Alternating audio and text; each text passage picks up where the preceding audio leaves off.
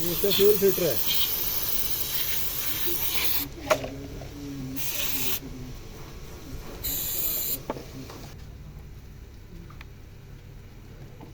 Assembling, हाँ दबा जाएगा अंदर।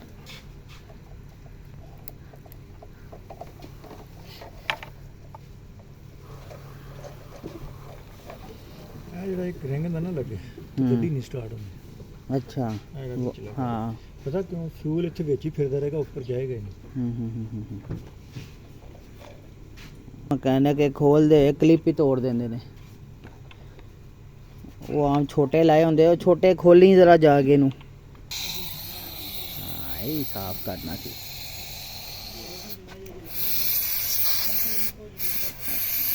ਅੱਛਾ ਇਹਨਾਂ ਦਾ ਐਵਰੇਜ ਵੀ ਬੜਾ ਫਰਕ ਪੈਂਦਾ ਬਾਅਦ 'ਚ, ਇੱਕ ਵੀ ਇਨਕਰੀਜ਼ ਹੋ ਜਾਂਦੀ ਜੀ।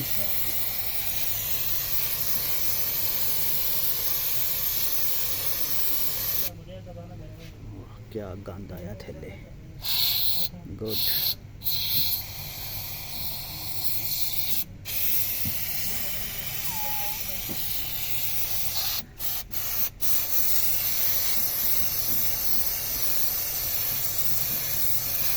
ग्यारह तो कोई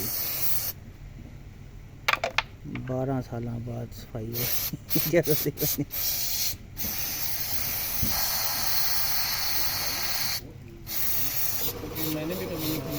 कहीं थे उसके बाद फिर हाल यही होता।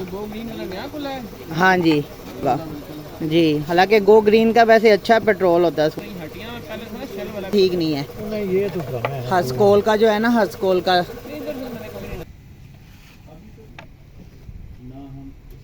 सर वो किसी को देना पेंट कर सकता है सर, कोई इशू तो नहीं है सर इतना। जी सर देर नहीं है।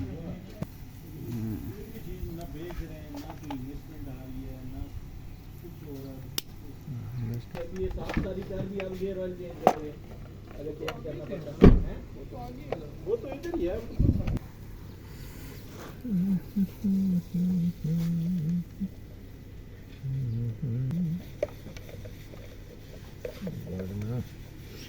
तैयार हो गया जी, जबरदस्त हो गया, सफाई हो गई। हाँ टंकी साफ है। चलो इंसर्ट कर दो बेचे नु दोबारा।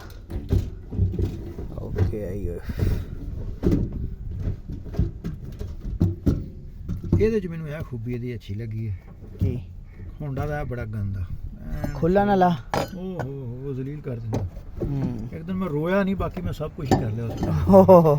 ਉਹਦਾ ਪਤਾ ਕੀ ਚੂੜੀ ਆ, ਜਿਹਦੇ ਚ ਬੋਟ ਲੱਗੇ ਨਾ, ਉਹ ਚ ਚੂੜੀ ਸਿਸਟਮ। हाँ ਉਹ ਬੜਾ ਵੱਡਾ ਗੰਦਾ ਯਾਰ ਉਸਦਾ।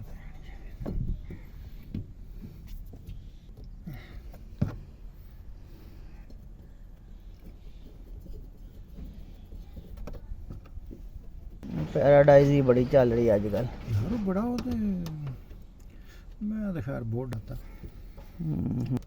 ये कंप्लीट हो गया निजाम है। ਗੱਡੀ ਨੂੰ ਸਟਾਰਟ ਕਰੋ, ਚਾਬੀ ਪਈ। लो जी, आफ्टर जी क्लीनिंग ऑफ फ्यूल पंप गाड़ी टकाटक हो गई है। अब आपको आवाज़ भी आएगी। एक मिनट। आहा, क्या बात है। बंद हो गई जी, बंद हो गई।